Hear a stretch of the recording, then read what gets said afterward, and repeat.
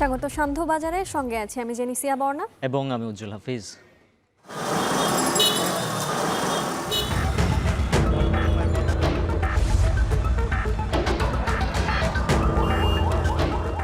এই যে 100 না দিলে গাড়ি আটকে দিল, আপনাদের কাছে বাচ্চা গেলাম সিঙ্গেল পড়লি মনে করেন যে মোহ পড়বে এরই 200 টাকা করে দেওয়া লাগবে। চান্দা পানি দিয়ে আমার তেলের টাকা পর্যন্ত এখন নাই। 30 টাকা করে নেয় ইউনিয়ন 10 আর মালিক সমিতি 20।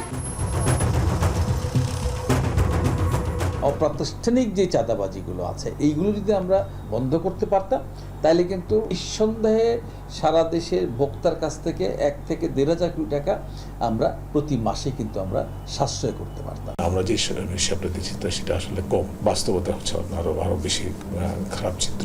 ন্যূনতম পক্ষে যে জিনিসটা মানতে হবে সেটা হচ্ছে এখানে চাঁদাবাজি সড়ক পথে এটাকে একটা এক ধরনের স্বাভাবিকতায় রূপান্তর করা হয়েছে। উজ্জ্বল, আমরা ভিডিও চিত্রে দেখছিলাম যে সড়ক মহাসড়কে চাঁদাবাজি হচ্ছে এবং এই চাঁদাবাজির কারণে কিন্তু অতিষ্ঠ হচ্ছেন মালিক এবং বাস পরিবহন চালকরা, যার প্রভাব পড়ছে ব্যক্তি জীবনের পাশাপাশি নিত্যপণ্যের মূল্য বৃদ্ধিতে। সান্ধ্য বাজারে নিয়ে থাকছে বিশেষ প্রতিবেদন।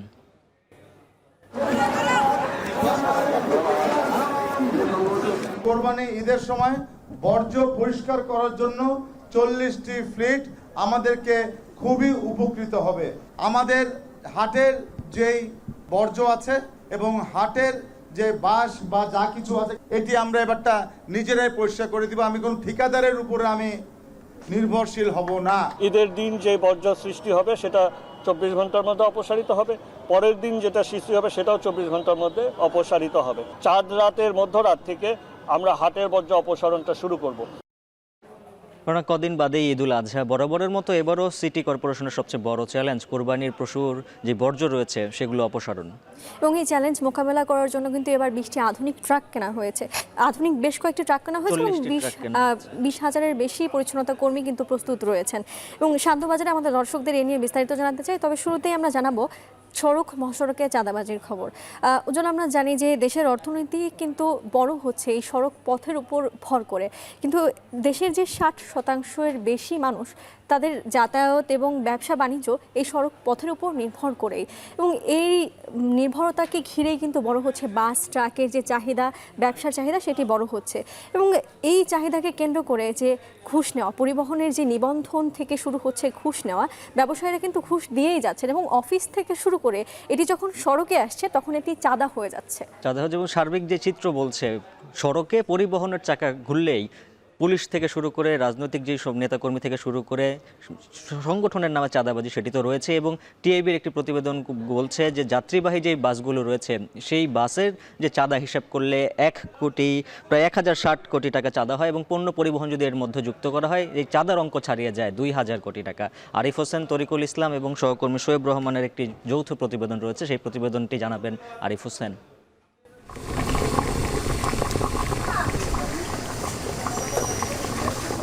দুপুর গড়িয়েছে, এখনও পেটের আগুন নেভেনি বাস চালক রফিকুল ইসলামের।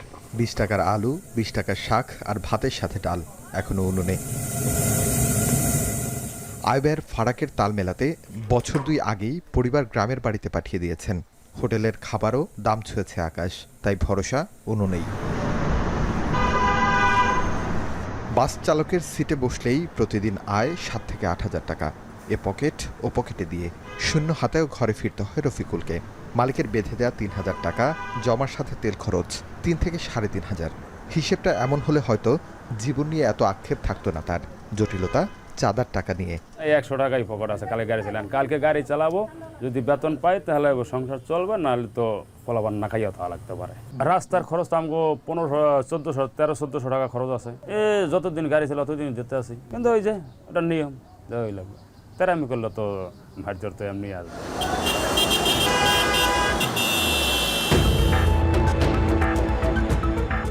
জীবন হিসেবের এমন জটিল সমীকরণে আরও কারা আছে দেখতে চায় এখন টিভি। শুরুটা রাজধানী দিয়ে করতে চাই।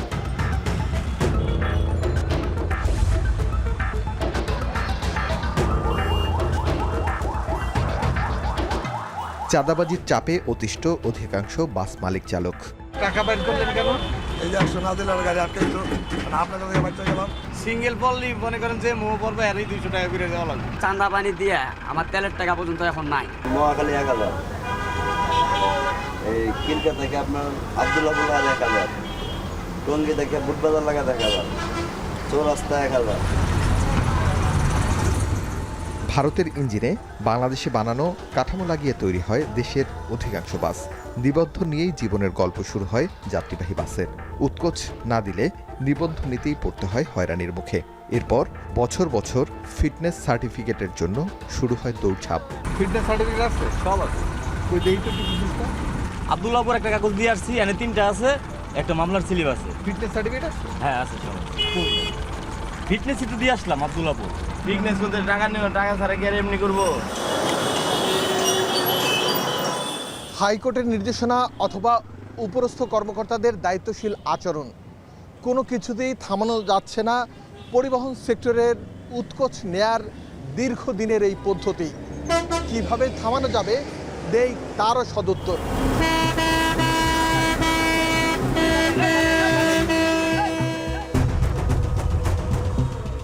অনেকটা প্রাতিষ্ঠানিকভাবে চাঁদাবাজি হচ্ছে খুলনায়। চাঁদাবাজি এখানে ওপেন সিক্রেট।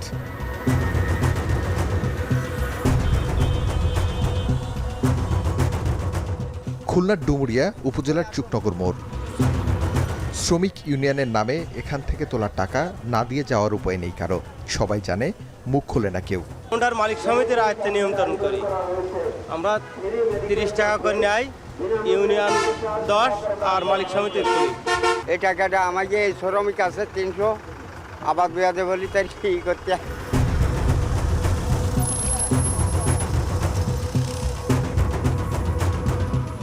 এখন টেলিভিশনের পাওয়া তথ্য বলছে, সোনাডাঙ্গা থেকে যশোর রুটে গাড়ি চলতে 5টি স্থানে চাঁদা দিতে হয়। সাতক্ষীরা রুটে গাড়ি চললে 4টি স্থানে, পাইকগাছা রুটে 4টি স্থানে এবং বাগেরহাটে গাড়ি চললে 2টি স্থানে চাঁদা দিতে হয় শ্রমিক ইউনিয়নের নামে। এই যেটা স্লিপ কাটিস 410 টাকা নেয়, আর থানা সামনে আসতে গেলে আমরা 130 টাকা, আর 0 পয়েন্টে নেয় 150 টাকা, কই নেয় আপ ডাউন 40 টাকা, ডুমুরিয়া 20 টাকা, আর এইখান দেবো 50 টাকা। এই যে রুটে যে গাড়িগুলো চলে এদের কোনো মালিক সমিতি নাই। এরা এখন বর্তমানে রাজনৈতিক নেতারা তারা ছাড়ায় এবং এদের চাঁদা দিকে অনেকগুলো টাকা।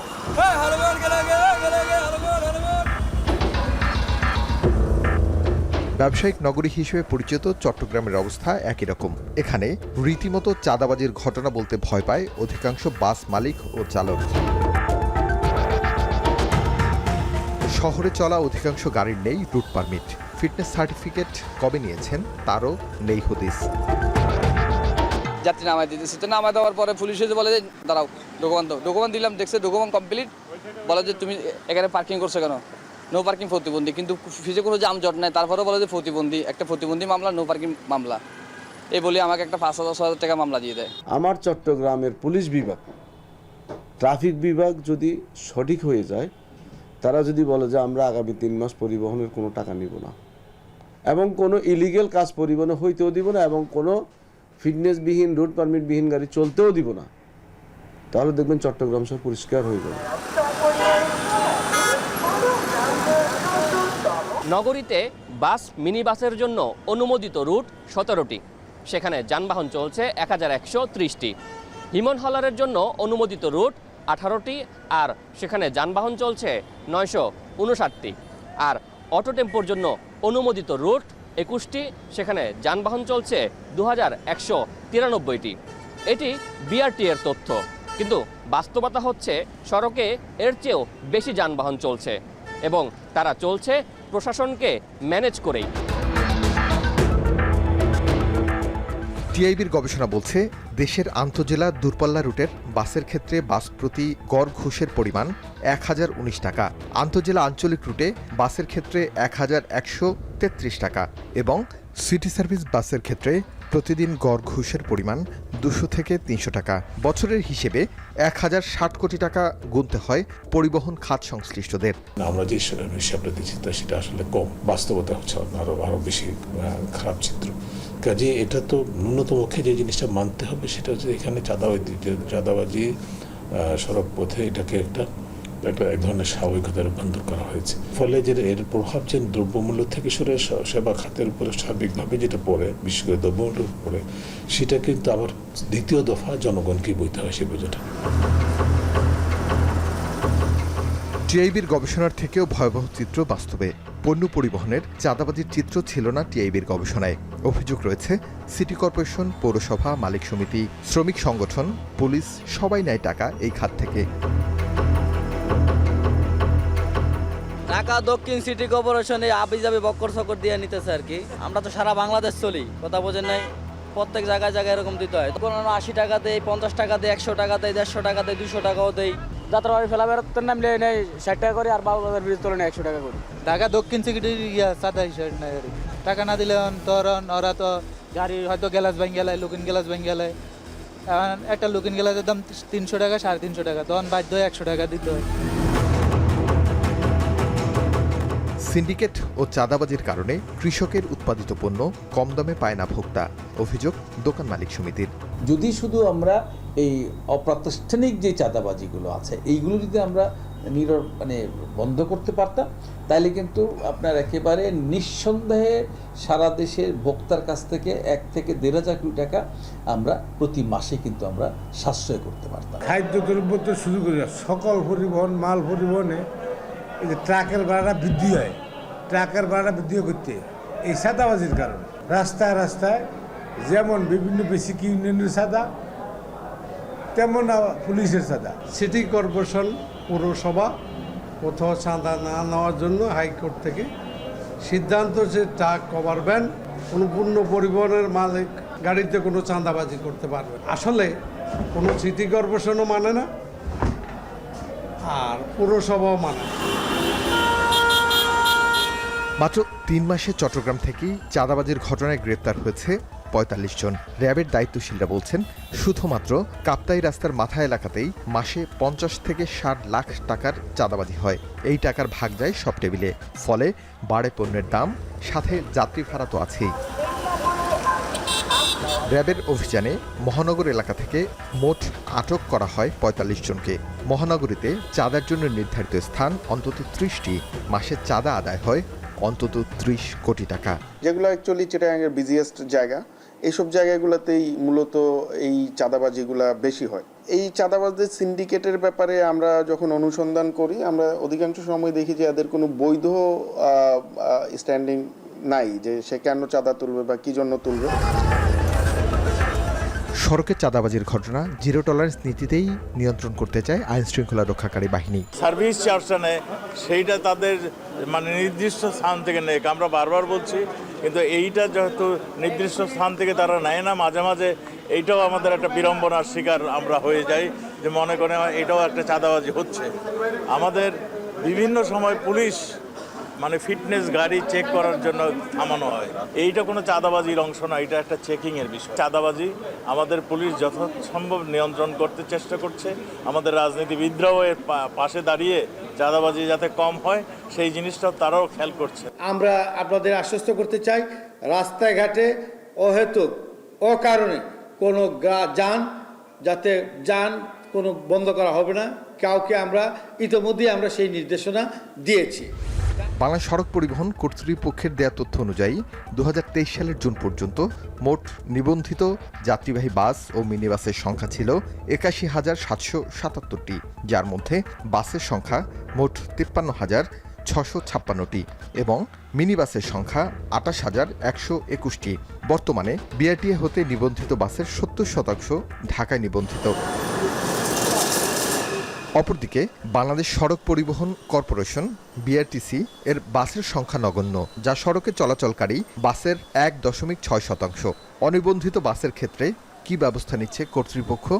আমরা 30শে জুনের পরে আমরা কিন্তু মাঠে নামবো, যে কোনো দৃষ্টিনন্দন গাড়ি, দৃষ্টিনন্দন নয় এরকম কোনো গাড়ি যদি রাস্তায় থাকে আমরা এগুলো ডাম্পিংয়ে দিয়ে দিই। 2023-24 অর্থ বছরে জাতীয় বাজেটে সড়ক ও পরিবহন খাতের উন্নয়নের বরাদ্দ ধরা হয়েছে 34,062 কোটি 21 টাকা, যা মোট বাজেটের 4.5%। তবুও দেশের 60.2% মানুষের ন্যায্য মূল্যের ভ্রমণ হাতের বাইরে। কোথায় সমাধান? সড়কে যতই অননুমোদিত এবং ফিটনেসবিহীন যানবাহন চলবে, ততই যেন প্রশাসনের লাভ। কারণ যানবাহনের এসব দুর্বলতার সুযোগ নিয়েই আদায় করা হয় চাঁদা। মাঝে মাঝে কিছু অভিযান চললেও তা কেবলই লোক দেখানো বলে অভিযোগ খোদ পরিবহন নেতাদের। কেউ কেউ তো বলছেন সড়কে চাঁদাবাজি বন্ধে শুধুমাত্র ট্রাফিক পুলিশের সদিচ্ছাই যথেষ্ট, কিন্তু তা আর হচ্ছে কোথায়? একটা সময় জনসমক্ষে চাঁদা আদায় করা হলেও এখন গণমাধ্যমের চোখ এড়াতে তা আদায় করা হয় গ্যারেজে কিংবা কোনো অফিস কক্ষে, বিনিময়ে দেয়া হয় টোকেন। কিন্তু ট্রাফিক পুলিশ এসব দেখেও যেন কিছুই দেখছে না। তাই বিআরটিএ, ট্রাফিক পুলিশ সহ প্রশাসনের সদিচ্ছা না থাকলে সড়কে চাঁদাবাজির অভিশাপ থেকে মুক্তি কখনোই সম্ভব নয়। পরিবহন খাতে খুলনা অঞ্চল জুড়ে চলছে ব্যাপক চাঁদাবাজি। শ্রমিক এবং মালিক সংগঠনের নামে প্রতি মাসে তোলা হচ্ছে কোটি কোটি টাকা। চাঁদা না দিলে থামিয়ে দেয়া হচ্ছে পরিবহন। মূলত এই চাঁদাবাজির কারণে দেশের বিভিন্ন পণ্যের মূল্য বৃদ্ধি পাচ্ছে। সংশ্লিষ্টরা বলছেন চাঁদাবাজি বন্ধ করতে আইনানুগ ব্যবস্থা গ্রহণ করা জরুরি। গ্রাম থেকে শহর, সিটি কর্পোরেশন থেকে রাজধানী, চাঁদাবাজ সিন্ডিকেট জাল বিছিয়েছে সব জায়গায়। এখন টেলিভিশনের অনুসন্ধান বলছে পৃষ্ঠপোষকদের মদদে ইতিমধ্যেই প্রাতিষ্ঠানিক রূপ নিয়েছে এই চাঁদাবাজ সিন্ডিকেট। অনেক সময় মন্ত্রী আমলারা চাঁদাবাজি বন্ধের পদক্ষেপ নিলেও সিন্ডিকেটের শক্ত অবস্থানের কারণে বন্ধ করা যাচ্ছে না চিরতরে। আর এর প্রভাব পড়ছে পণ্যের দাম এবং যাত্রীবাহী বাসের ভাড়ায়। সমাধানের পথ কোথায় খুঁজছেন বাস মালিকরা, সাথে সাধারণ মানুষ। বর্জ্য অপসারণের সক্ষমতা বাড়ানো ঢাকা উত্তর সিটি কর্পোরেশনের যুক্ত হলো 40টি আধুনিক বর্জ্য ব্যবস্থাপনার ট্রাক, এবং যেটি বলা হচ্ছে 30 কোটি টাকায় কেনা এসব ট্রাকে 350 টন বর্জ্য অপসারণ করা সম্ভব আলাদা সফটওয়্যারের মাধ্যমে, যা পরিচালনা করা হবে। এদিকে 6 ঘন্টার মধ্যে কোরবানির পশু সরানোর ঘোষণা উত্তর সিটি মেয়রের, আর 24 ঘন্টার মধ্যে কোরবানির পশুর বর্জ্য অপসারণ করবে ডিএসসিসি। আরও জানাচ্ছেন বাইজিদ সাদ। কয়েক বছর আগেও কোরবানির পর রাজধানীর বিভিন্ন জায়গায় বর্জ্য পড়ে থাকতে দেখা যেত, তবে গত 2-3 বছর ধরে এ অবস্থার উন্নতি হয়েছে। কোরবানির 24 ঘন্টার মধ্যেই ঢাকার 2 সিটি কর্পোরেশন বর্জ্য অপসারণ করছে। এবারও ঈদুল আজহাকে কেন্দ্র করে দ্রুত সময়ের মধ্যে কোরবানির বর্জ্য অপসারণের পদক্ষেপ গ্রহণ করেছে ঢাকা উত্তর ও দক্ষিণ সিটি কর্পোরেশন। এবার কোরবানির আগে ডিএনসিসির বর্জ্য ব্যবস্থাপনায় সক্ষমতা বেড়েছে। সংযোজন হয়েছে নতুন 32টি ডাম্প ট্রাক ও 8টি কম্প্যাক্টর ট্রাক।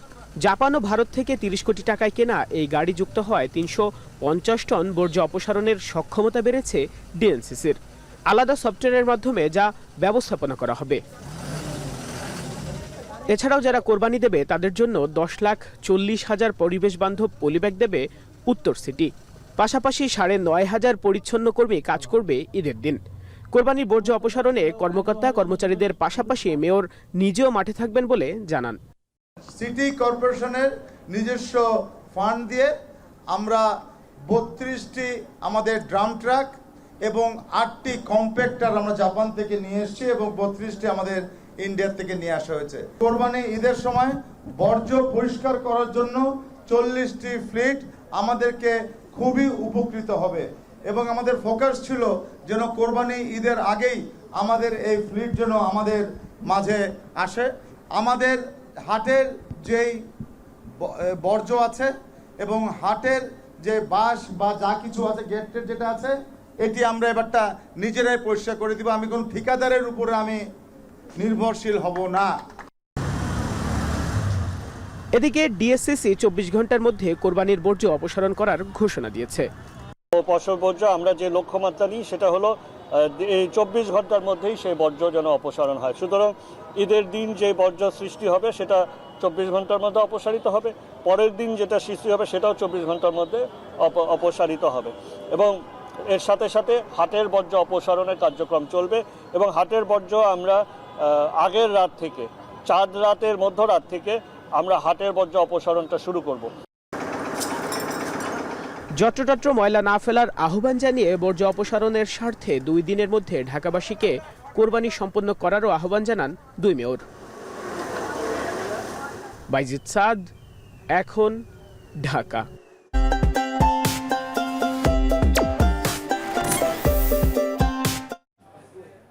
উজ্জ্বল, আমরা বর্জ্য ব্যবস্থাপনা নিয়ে একটি প্রতিবেদন তো দেখছিলাম, এবার আরও কিছু তথ্য জানতে চাই, সেজন্য আমাদের সাথে যুক্ত করছি আমাদের সহকর্মী বেলায়েত হোসেনকে।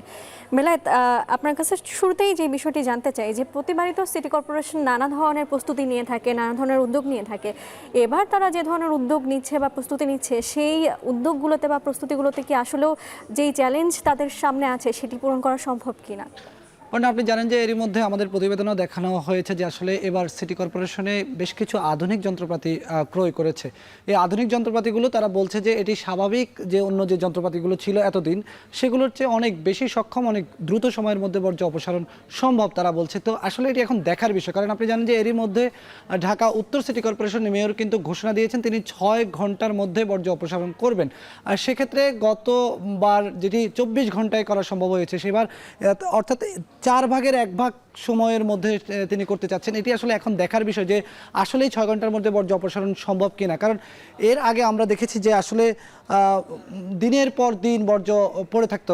গত 3-4 বছরে এই পরিস্থিতি কিছুটা পরিবর্তন হয়েছে। আমরা দেখেছি যে 24 ঘন্টার মধ্যে সিটি কর্পোরেশন যে ঘোষণা দিয়েছে তারা তাদের ঘোষণা অনুযায়ী সফলভাবে বর্জ্য অপসারণ করতে পেরেছে।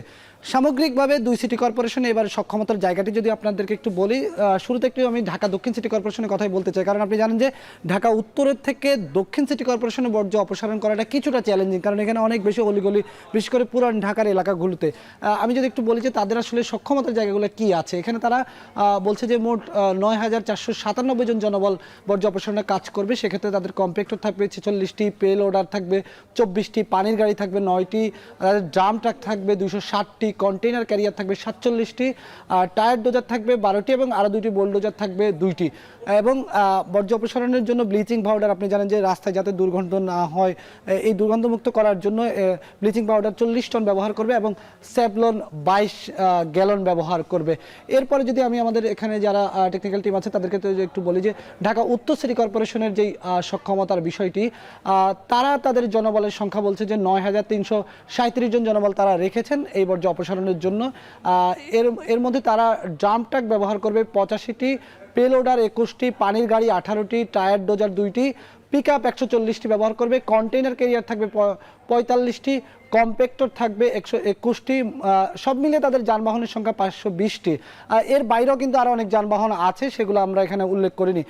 সব মিলিয়ে এখানে ব্লিচিং পাউডারের যেই বিষয়টি বলছিলাম যে ঢাকা উত্তরে 2,680 বস্তা ব্লিচিং পাউডার তাদের থাকবে। আরও এখানে পলিথিনের ব্যাপার আছে, নানা বিষয় আছে। আপনি জানেন যে সিটি কর্পোরেশনের পক্ষ থেকে কিন্তু শুধু একদিন যে বর্জ্য অপসারণ করবে তা নয়, কারণ অনেকেই কিন্তু কোরবানি ঈদের পরের দিনও কিন্তু পশু কোরবানি দিয়ে থাকেন এবং তারপরের দিনও কিন্তু দিয়ে থাকেন। অর্থাৎ সিটি কর্পোরেশনকে কিন্তু সামগ্রিকভাবে প্রথম দিনটা একটু তাদের জন্য চ্যালেঞ্জিং এবং এর পরের দিন তারপরের দিনও কিন্তু বর্জ্য অপসারণের বিষয় রয়েছে।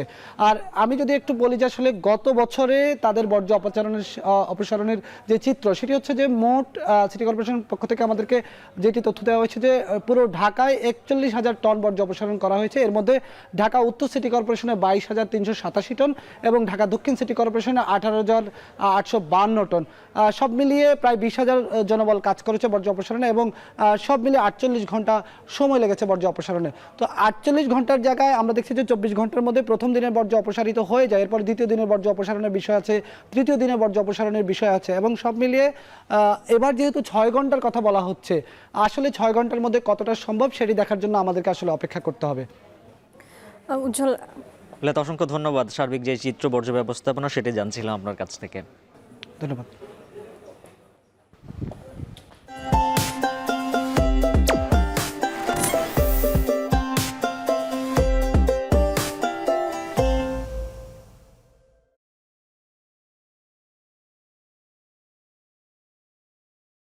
আমরা বর্জ্য ব্যবস্থাপনার চিত্র জানছিলাম সহকর্মী বেলায়েত হোসেনের কাছ থেকে। তারপরে বড় যে অনুষঙ্গটি চলে আসে কদিন বাদেই ঈদুল আজহা, এরই মধ্যে ঢাকা সহ বিভিন্ন জেলায় পশু উঠতে শুরু করেছে, বেচা বিক্রিও মোটামুটি জমজমাট হয়েছে।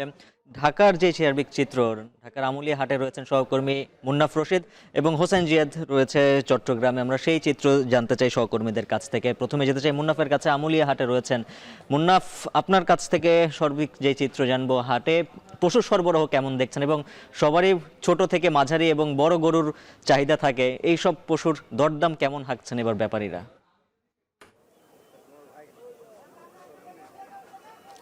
উজ্জ্বল, মূলত এবার গরুর সংকট হবে না বলে এমন একটি তথ্য আমরা কিন্তু জেনেছি এবং আমরা ঢাকা শহরের যে হাটগুলো বসেছে, পশুর হাটগুলো বসেছে, সব জায়গায় কিন্তু আমরা দেখছি যে কোরবানির পশুতে কিন্তু মানে জমজমাট হয়ে গেছে এবং ক্রেতা বিক্রেতাদের সমাগমও হচ্ছে।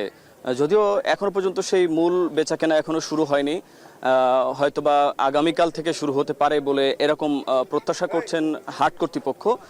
এবং বিক্রেতারা যেটি জানাচ্ছেন যে এবার দামের ক্ষেত্রে কিন্তু বিক্রেতারা খুব বেশি দাম পাচ্ছেন না বলে এরকম একটি অভিযোগ রয়েছে। অপরদিকে ক্রেতাদেরও অভিযোগ রয়েছে যে তারা দাম বেশি হয়ে যাচ্ছে বলে একটি অভিযোগ আছে। অর্থাৎ ক্রেতা বিক্রেতার উভয়েরই পক্ষে বিপক্ষে অভিযোগ রয়েছে। তবে বিক্রেতাদের বক্তব্য হচ্ছে যে পশু লালন পালন করতে যে আনুষঙ্গিক যেসব বিষয়গুলো প্রয়োজন হয়, মানে গবাদি পশু যেসব খাদ্য রয়েছে সেসব খাদ্যের দাম বেড়ে যাওয়ার কারণে কিন্তু পশুর দাম এবার একটু বেড়ে গিয়েছে।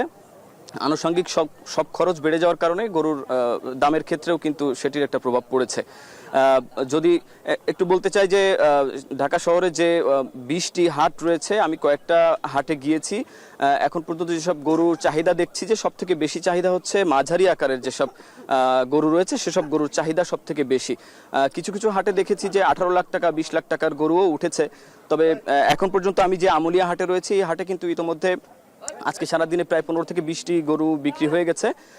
আরও কিছু বিক্রি হবে বলে প্রত্যাশা করা হচ্ছে, এখানকার হাট কর্তৃপক্ষ বলছে।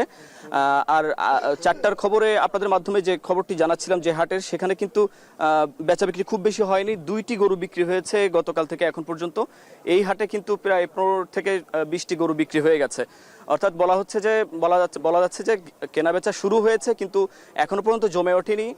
আগামীকাল থেকে, যেহেতু আগামীকালের পরদিন থেকে শুক্রবার থেকে ছুটি শুরু হয়ে যাবে, তো তখন থেকেই মূলত বেচাকেনা শুরু হয়ে যাবে। এবং ব্যাপারীরা বলছেন যে তারা অল্প দামেই বিক্রি করে দিয়ে যেতে চান, কেননা গত বছর যে গরু অবিকৃত থেকে গিয়েছিল, ফিরে নিয়ে যেতে হয়েছিল, সেই রকম একটি অভিজ্ঞতা তারা চান না এবার।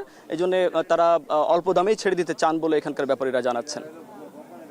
জিয়াদের কাছে যেতে চাই। জিয়াদ, জানতে চাই যে এখন চট্টগ্রামের হাটগুলোর কি অবস্থা, জমজমাট ঠিক কতখানি হলো, এবং সেই সাথে জানতে চাই যে প্রতি বছরই তো আমরা নানা রকম খবর পাই যে হাটে জাল টাকার ছড়াছড়ি রয়েছে এবং হাটে নিরাপত্তা ব্যবস্থার যথেষ্ট সংকট রয়েছে, এবং দেখা যায় অনেক সময় আমাদের যে ব্যবসায়ীরা, গরুর ব্যবসায়ীরা, তারা কিন্তু প্রতারিত হয়ে থাকেন। এই বিষয়গুলো এবার এড়াতে কি কি ব্যবস্থা নিচ্ছে হাট ব্যবস্থাপকরা?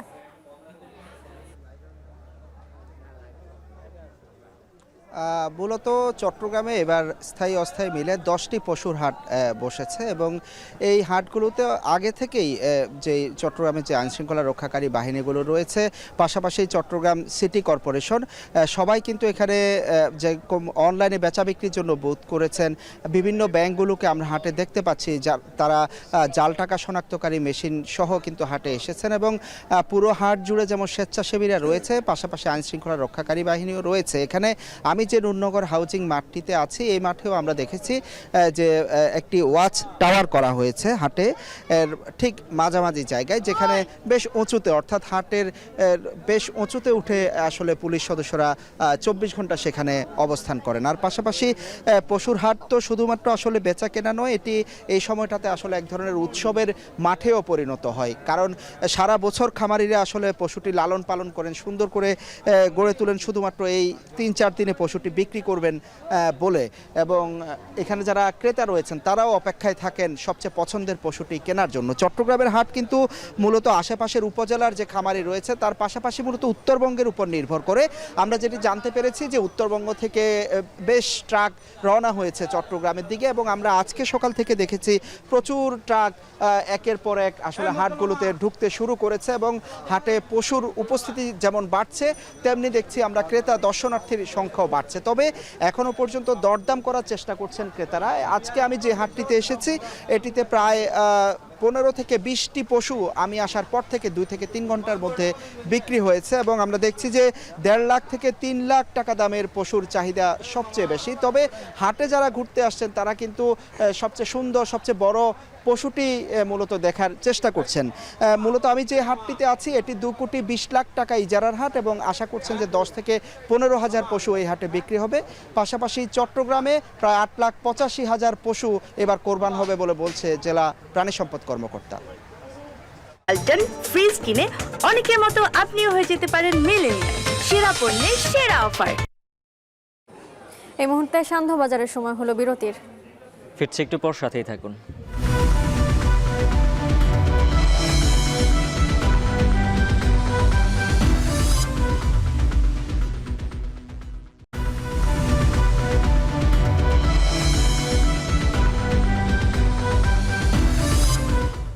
ফিরে এলাম বিরতির পর। আবারও স্বাগত সান্ধ্যবাজারে।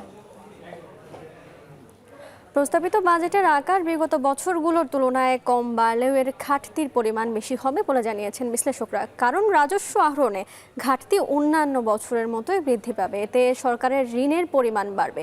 এছাড়া মূল্যস্ফীতি নিয়ন্ত্রণে যে লক্ষ্য নেওয়া হয়েছে তাও পূরণ হবে না। বুধবার metropolitan chamber of commerce and industry এবং পলিসি রিসার্চ ইনস্টিটিউট কর্তৃক আয়োজিত বাজেটের চ্যালেঞ্জ ও সুযোগ নিয়ে এক আলোচনায় এসব কথা জানান তারা। তাই বাজেটে 50,000 কোটি টাকা ব্যয় কমানোর পরামর্শ দিয়েছেন অর্থনীতিবিদরা। আরও জানাচ্ছেন আতাউর নিয়ন। মাত্র 36,000 কোটি টাকা বেড়েছে নতুন অর্থ বছরের প্রস্তাবিত বাজেট, যার আকার 7,97,000 কোটি টাকা, যেখানে রাজস্ব লক্ষ্য 5,41,000 কোটি টাকা, আর বাকি 2,56,000 কোটি টাকা ঋণ নিতে হবে দেশ বিদেশ থেকে। এর মধ্যে দেশের আর্থিক খাত থেকে নেওয়া হবে 1.5 লাখ কোটি টাকার বেশি। ঘাটতি পূরণে গত কয়েক অর্থ বছরে ব্যাংক থেকে বেশি ঋণ নিচ্ছে সরকার, এতে বেসরকারি খাত ঋণ পাচ্ছে কম। আবার কোনো অর্থ বছরেই রাজস্ব লক্ষ্য পুরোটা অর্জন করতে পারছে না এনবিআর, এতে ঘাটতি পূরণের লক্ষ্যমাত্রার চেয়েও বেশি ঋণ নিতে হতে পারে সরকারকে, আর এতে দেশের আর্থিক খাতে আরও চাপ বাড়বে। বুধবার মেট্রোপলিটন চেম্বার এবং পলিসি রিসার্চ আয়োজিত বাজেটের চ্যালেঞ্জ ও সুযোগ নিয়ে আলোচনায় এসব কথা জানান আলোচকরা। বিরাট সমস্যা রয়ে গেছে। বড় সমস্যাটা হচ্ছে যে ব্যাংকিং খাত থেকে টাকা সরকারকে নিতেই হবে, আমাদের আপত্তির কিছু নাই, কিন্তু ব্যাংকিং খাতটা তো সবল নয়, ব্যাংকিং খাতটা খুব দুর্বল। অব দ্য ইকোনমি যদি 80% মানে ঋণ নিয়ে নেয় তাহলে কিন্তু সেই দেশে চলতে পারবে না। আমি বলবো আপনারা ব্যয় সংকোচনের জন্য চেষ্টা করছেন, আরও 50,000 কোটি টাকা ছেটে ফেলেন। আলোচনায় পরিস্থিতি নিয়ন্ত্রণে ডলারের বিপরীতে টাকার চাহিদা বাড়ানো এবং বেশি সুদে বিদেশ থেকে ব্যাংকগুলোকে ঋণ নেওয়ার পরামর্শ দেন তারা। প্রস্তাবিত বাজেটে কাঠামোগত সংস্কারের বিষয়গুলো তেমনভাবে আসেনি বলে মন্তব্য করেছেন বক্তারা। তাগিদ দেওয়া হয় ব্যাংকিং, করনীতি ও প্রশাসনের মৌলিক সংস্কারে। The primary instrument of Bangladesh's trade policy is the tariffs and tariffs that are out there. So what is the situation this time around? Is the budget changing direction of trade policy? Because as I mentioned, it's not enough to just stabilize our foreign exchange reserves. We need to build those foreign exchange reserves not from 3.5 months import cover to at least 4 or 5 months import cover. So what is the strategy to build that? Of course, we have to have a better export performance. Together with অপরদিকে মূল্যস্ফীতি ও অর্থনীতির সংকট দূর করতে বাজেটে অন্তত 50,000 কোটি টাকা ব্যয় কমানোর পরামর্শ দেন অর্থনীতিবিদরা। সেই সাথে দুর্বল ব্যাংককে বারবার তারল্য যোগান না দেয়া এবং একীভূতকরণ প্রক্রিয়ার সমালোচনা করেন আলোচকরা। সাপোর্ট ব্যাংকগুলোকে দিয়ে আমরা কিন্তু লিকুইডিটি ইনজেকশন করছি, এক হাতে আটকে রাখছি আর এক হাতে ছাড়ছি, তাহলে কিন্তু হবে না। দুর্বল ব্যাংকগুলোকে রক্ষা করতে যে ইকোনমিটাকে ধ্বংস করতে দেওয়াটা ঠিক হবে না। ব্যাংকিং খাতের সংস্কার এটা খুবই লং ওভারডিউ, এবং এটার কারণেই আজকে আমাদের এই সরকার বড় করতে পারছে না ব্যাংকিং খাত থেকে। ব্যাংক সহ আর্থিক খাতের সংস্কার ও খেলাপি ঋণ নিয়ন্ত্রণে না এলে অর্থনীতি চাপমুক্ত না হওয়ার শঙ্কা রয়েছে অনেকের। আতাউর নিয়ন, এখন, ঢাকা। সান্ধ্যবাজারে নিচ্ছে আরও একটা বিরতি। থাকুন।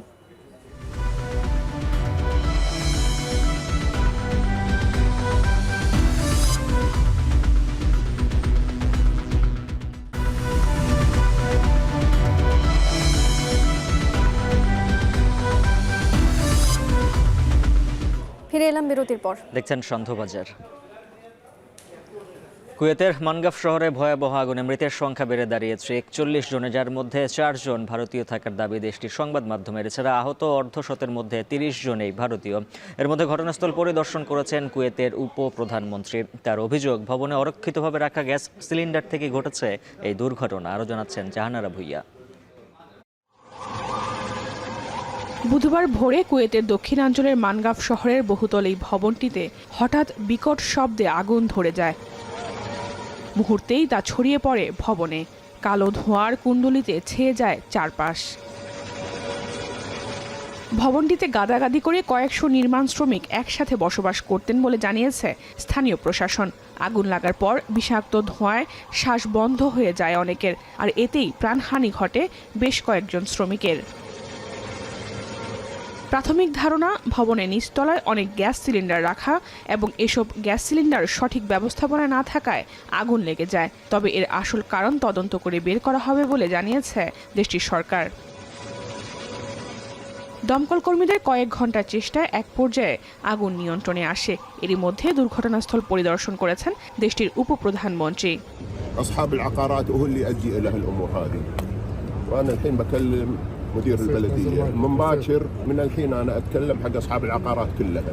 ভারতীয় পররাষ্ট্রমন্ত্রী এস জয়শঙ্কর জানিয়েছেন, কুয়েতে দুর্ঘটনাস্থলে পরিদর্শনে গেছে ভারতীয় দূতাবাসের রাষ্ট্রদূত। আহতদের সর্বোচ্চ চিকিৎসা নিশ্চিতের ব্যবস্থা নেওয়া হয়েছে।